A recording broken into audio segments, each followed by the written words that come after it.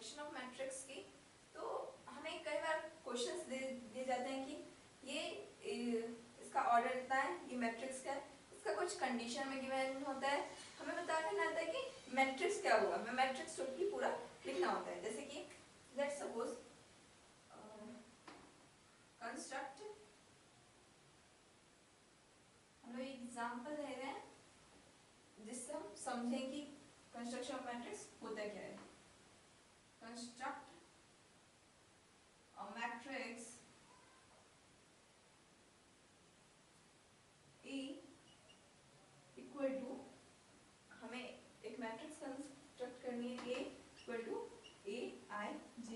यहाँ पे I है number of rose and J है हमारा नंबर ऑफ कॉलम, जो कि है मान लीजिए 2 इंटू 2 क्रॉस 2 का। हमारा ऑर्डर क्या है 2 क्रॉस 2। ये है नंबर ऑफ रो एंड ये है नंबर ऑफ कॉलम। ठीक है, तो हमें इसको कंस्ट्रक्ट करना है। वेयर हमें कंडीशन दे देते हैं, वेयर व्हेन या फिर ऐसे करके where Aij equal to let's suppose I multiplied by या I मल्टीपल J। ठीक है, इस टाइप से क्वेश्चन दिया है, हमें कंस्ट्रक्ट करना है कि मैट्रिक्स क्या होता है। तो A इक्वल टू, हमें यहाँ पे देखो पहले तो हम एक चीज एलिमेंट का पोजीशन क्या होता है उसके हिसाब से उसका नाम देते हैं। जैसे कि यहाँ पे फर्स्ट रो फर्स्ट कॉलम है तो ये 1 1 होगा, A 1 1, ये हो जाएगा A 1 रो सेकंड कॉलम, ये हो जाएगा सेकंड रो फर्स्ट कॉलम, ये हो जाएगा सेकंड रो सेकंड कॉलम। इस तरह से हम मैट्रिक्स को लिखते हैं। क्योंकि हमें बोला 2 क्रॉस 2 है तो उनमें से 2 क्रॉस 2 बनाया, 2 रो लिखा हमने, 2 कॉलम लिए, 2 रो 2 कॉलम। ठीक है, हमें पता करना है कि ये सारे एलिमेंट्स हैं क्या यहाँ पे, जिसे हमने A से डिनोट किया है। यहाँ पे बोला है Aij equal to I cross J, A 1 1 I cross J, ये I है, ये J। मैंने पहले मेंशन किया I होता है number of row and J होता है हमारा नंबर ऑफ कॉलम। ठीक है, तो A11 equal to I cross J, ये I मल्टीपल J है। ठीक है, I की वैल्यू क्या है 1 है एंड J की वैल्यू क्या है 1 है, ये 1 into 1 इक्वल टू 1 हो जाएगा। वैसे अगर हम सेकंड एलिमेंट की बात करें A12 तो ये हो जाएगा I cross J equal to I की जगह पे 1 एंड J की जगह पे 2, तो ये हो जाएगा हमारा 2, क्योंकि I 1 है एंड J 2 है। नाउ इस एलिमेंट की बात करें तो ये हुआ हमारा 2 1। वैसे ही I की जगह पे हमने 2 डाल दिया, I 2 है एंड J क्या है हमारा 1 है, I क्रॉस J, तो ये हो जाएगा हमारा 2। ऐसे ही हम इसका भी निकाल लेंगे हमारा फोर्थ एलिमेंट का, ये है हमारा A22, तो ये हो जाएगा हमारा 2, I की वैल्यू है 2, J की वैल्यू 2 2 4। तो ये हमारे एलिमेंट्स निकल गए। हम इसको लास्ट में कुछ इस तरीके से प्रेजेंट करते हैं, A इक्वल टू A11 की जगह पे A11 की वैल्यू लिखेंगे दैट इज 1, A12 की जगह पे यहाँ पे A12 की वैल्यू लिखेंगे दैट इज 2। मैट्रिक्स को हम एक रेक्टेंगल की तरह प्रेजेंट करते हैं बड़े ब्रैकेट के साथ एंड A21 की जगह हम लोग लिखेंगे 2, हमारी वैल्यू हमने निकाली अभी वैल्यू, एंड A22 की वैल्यू है 4, हम इसे 4 लिखेंगे। सिंस ये 2 क्रॉस 2 मैट्रिक्स है तो हम इसे 2 क्रॉस 2 मैट्रिक्स लिख देते हैं।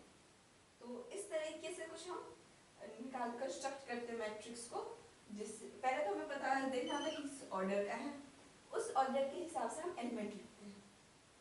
Number of elements of A matrix हमें पता है, जितना उसका रो है और कॉलम है उसको क्रॉस कर देंगे, मल्टीप्लाई कर देंगे तो हमें नंबर ऑफ एलिमेंट पता चल जाएगा। कितना रो होगा कितना कॉलम होगा वो हमें दे रखा है, हम उस हिसाब से ये एक की जगह पे या फिर बी जो भी आप लेना चाहें वैसे कंस्ट्रक्ट करके लिख देते हैं। फिर हम उसकी वैल्यू निकालते हैं एंड एट लास्ट हम उस वैल्यू को पुट करके आंसर लिख लेते हैं। ठीक है, तो इस पे एक एग्जांपल लेके देखते हैं कि कैसे करते हैं इस क्वेश्चन को।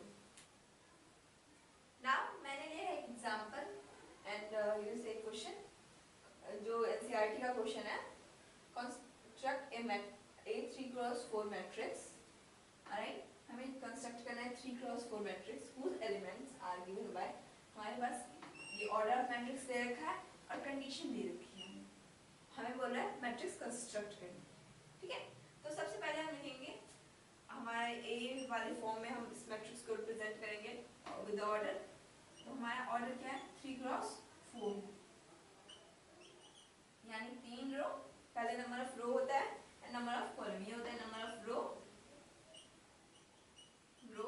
And this is what number of column, ठीक है। तो ये हो गया हमारा नंबर ऑफ रो, ये हो गया हमारा नंबर ऑफ कॉलम। तो हमें पहले इसे ए नंबर ऑफ रो यानी ये दिस, नंबर ऑफ कॉलम यानी दिस, पहले हम नंबर ऑफ रो को रिप्रेजेंट करते हैं, ये फर्स्ट रो फर्स्ट कॉलम, इसे फर्स्ट रो फर्स्ट कॉलम की तरह लिखेंगे, first row first column, sorry first row first column. ये ऐसे हम 3 रो लेंगे, फर्स्ट सेकंड थर्ड, ठीक है, एंड ऐसे 4 कॉलम लेंगे, हमें 4 कॉलम दे रखा है 4 कॉलम, ये हो जाएगा यहाँ पे first row first column, first row second column, first row third column, first row fourth column. तो ये हो गया हमारा 4 कॉलम एंड 3 रोज, ठीक है। इसे फर्दर लिखते हैं second row first column, second row second column, second row third column, second row fourth column. Now this is third row first column, third row second column, third row third column, third row fourth column, ठीक है। इसे आप इस तरह से represent करके लिख लेते हैं सबसे पहले, देन आफ्टर हम क्या करते हैं, इसको कंडीशंस को पुट करते हैं, जैसे कि ये है A i j equal to half minus 3i plus j, ठीक है। ये हो गया हमारा नंबर ऑफ रो, ये हो गया हमारा नंबर ऑफ कॉलम, ये हो जाता है हमारा हाफ, अगर मैं a11 निकालूं, अगर मैं यहाँ पे a11 कैलकुलेट करूं तो ये हो जाएगा हमारा हाफ ऑफ माइनस 3, i की जगह पे है 1 प्लस j की जगह पे क्या है 1, ठीक है, j की जगह पे क्या है 1 है। इसको अगर मैं आगे कैलकुलेट करूं तो ये हो जाएगा हमारा हाफ, मॉड्यूलस का मतलब होता है मॉड्यूलस से अगर बाहर कोई चीज निकालेंगे तो हमेशा पॉजिटिव रहेगा, प्लस बनेगा, वो नेगेटिव नहीं बनेगा। ये होगा हमारा माइनस, अगर माइनस 3 को मल्टीप्लाई करूं ये -3 प्लस 1, ये हो जाएगा हमारा -2, ये मॉड्यूलस है, मॉड्यूलस से बाहर आएगा तो हो जाएगा हमारा 2/2, तो ये कट के हो जाएगा हमारा 1। तो हमारा a11 का जो एलिमेंट है वो कितना आ गया 1 आ गया, ठीक है। नाउ इसे मैं साइड में लिख देती हूँ यहाँ पे a इक्वल टू, इसका मैं एक तरह से डमी करके यहाँ पे लिख देती हूँ, यही हमारा लास्ट आंसर बनेगा। ये first row first column first element, ये हो जाएगा हमारा 1, ठीक है। नाउ हम इसको बिठा के आगे की तरफ आगे के एलिमेंट्स निकालते हैं, हम इसमें जैसे कि 1 2 निकालेंगे, सारे एलिमेंट्स हम एक एक करके कैलकुलेट करेंगे, राइट। उसके लिए जाना होगा,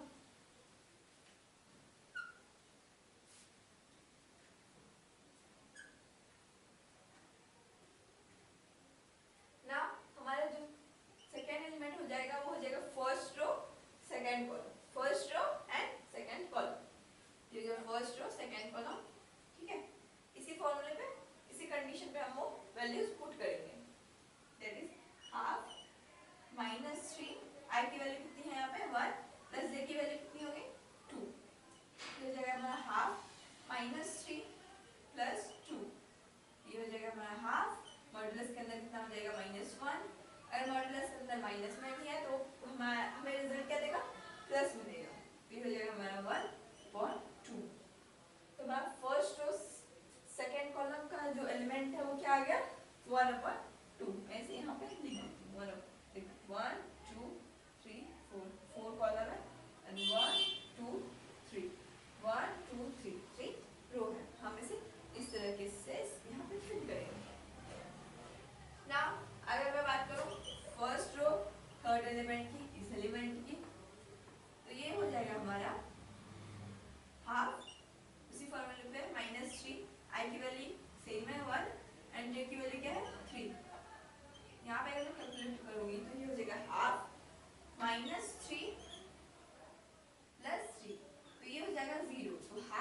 मल्टीप्लाइड बाय 0 इक्वल टू 0। 0 की वैल्यू अगर 0 को किसी से भी मल्टीप्लाई करेंगे तो 0 आएगा, सिंपली 0। हमारा ये एलिमेंट क्या हो गया 0। Now the next element that is 1 4 is half of -3 I की वैल्यू 1 प्लस j की वैल्यू कितनी है 4 है। इसी फॉर्मूले से ले लियो सभी जगह पे, ठीक है 4। तो ये हो जाएगा हमारा +1 और -1 वो हमें पॉजिटिव में ही देगा, तो हो जाएगा हाफ इंटू 1 इक्वल टू 1/2। हमारा आंसर हो जाएगा हाफ यहाँ, ठीक है। तो हमने फर्स्ट रो के सारे एलिमेंट्स निकाल दिए, अब हम सेकंड रो के सारे एलिमेंट्स निकालेंगे। मैं इसे इरेज कर दे रही हूँ।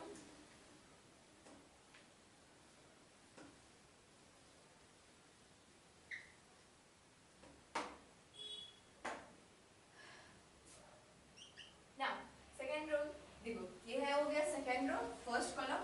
सेकंड रो फर्स्ट कॉलम इस तरह से रिप्रेजेंट करेंगे और हमारा वही वाला formula 1/2 modulus -3i plus j, हमें यही कंडीशन दे रखी थी। तो हो जाएगा हमारा हाफ, i की जगह पे हो जाएगा हमारा -3, i की जगह पे हो जाएगा 2 प्लस j की जगह पे 1, ठीक है। ये हो जाएगा हमारा हाफ -3 × 2, ये हो जाएगा -6 प्लस 1, ये हो जाएगा हमारा हाफ -6 प्लस 1 हो जाएगा -5, ओके।